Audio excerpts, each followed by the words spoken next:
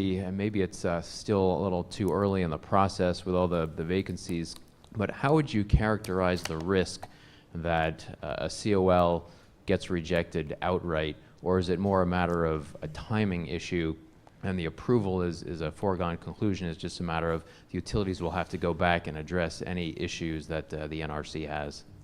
I'd never say anything is a foregone conclusion because that would imply they're not doing their job right. But to some degree, because of the process for a COL, and if you think about the plants that are lead plants, I've got a design cert. I can't get my COL unless my design is certified. I can be running in parallel. I can even get the COL finished, quote, not issued, but finished before the design. They can't issue it. So they have to finish the design certification, which says the NRC's determined that design is safe to use as a nuclear power plant. So that's got to be done. And then if you think about the aspects of the COL that are not related to the certified design, they're very site-specific. So if I'm going to an existing site where I've got 1 or 2 or 3 reactors operating, you have a high probability that that site is an acceptable site from a seismic standpoint and every other standpoint because I've got reactors there. So I wouldn't say it's a foregone conclusion, but I would say if you're actually, doing a risk assessment on it, if I'm using a certified design at an existing site, I have an extremely high probability that that's going to be okay. I mean, I'd put it at 100%, but I wouldn't want to. I'd put it at 100% just because that's the way it works. So I think if there's any problem, it's delay, but I don't think it's delay with intent.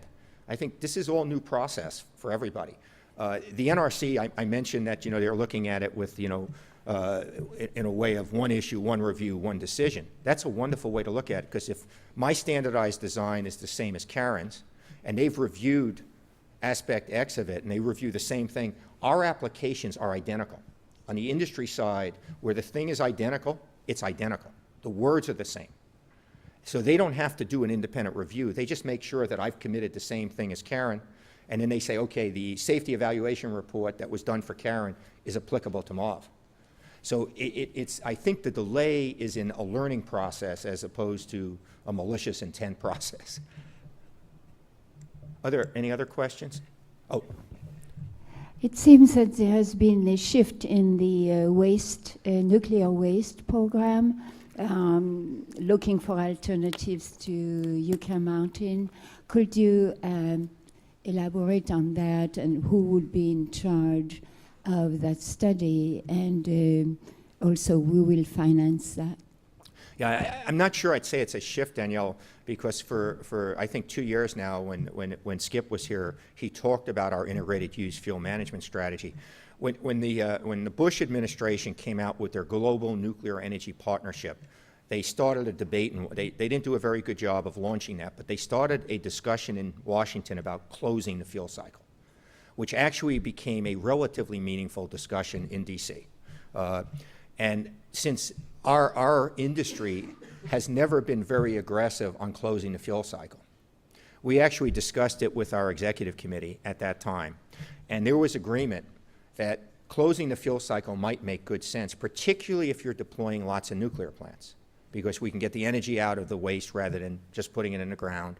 We can make the waste somewhat more benign and from a toxicity standpoint. And about 2 years ago, we came out and said, looking at closing the fuel cycle makes good sense. Now, you'll still always need a repository for whatever byproduct you have. You just may not have to worry about it for as long as you would have to worry about it if you didn't do any recycling. So it's not a major shift in the way we were thinking.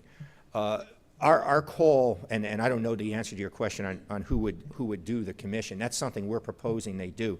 Right now, the law of the land is the Nuclear Waste Policy Act.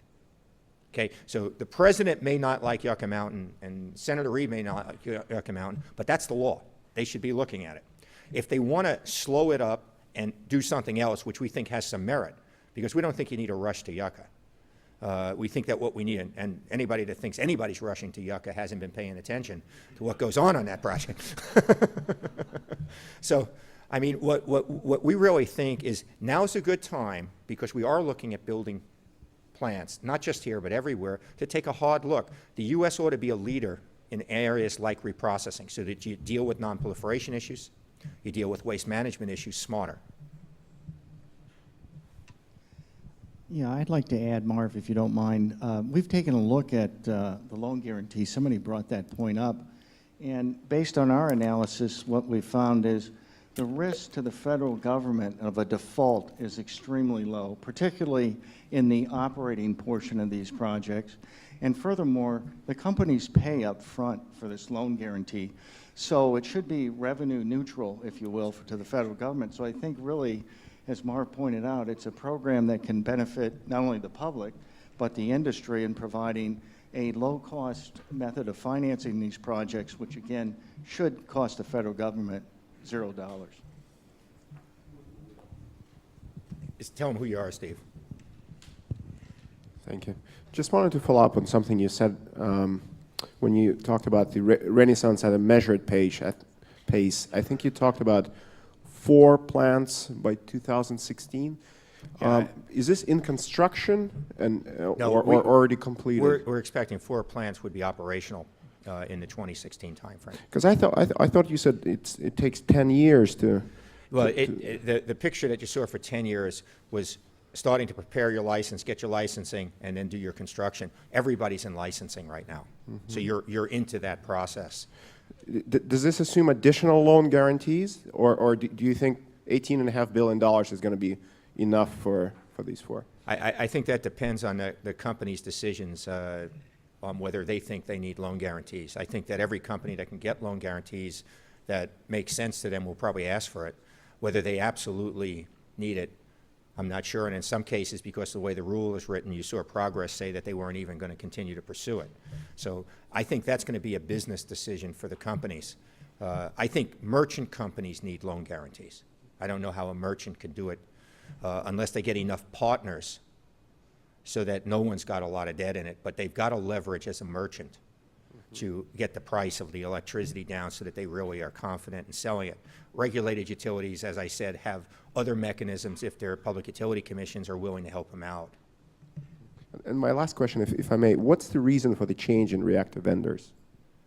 I'm not privy to the inside discussions on that, but I would tell you just that when people are doing that, what's happened is they're not getting commercial terms that they're satisfied with, and they're looking to talk to others, probably.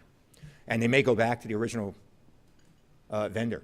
I mean, it's probably one of the toughest things in this movement right now has not been, I mean, it's not that it's been easy, the licensing. It's been getting commercial terms because the buyers want the suppliers to actually give them hard numbers. Okay, so from your perspective in the financial community, you shouldn't worry that this is being looked at like the first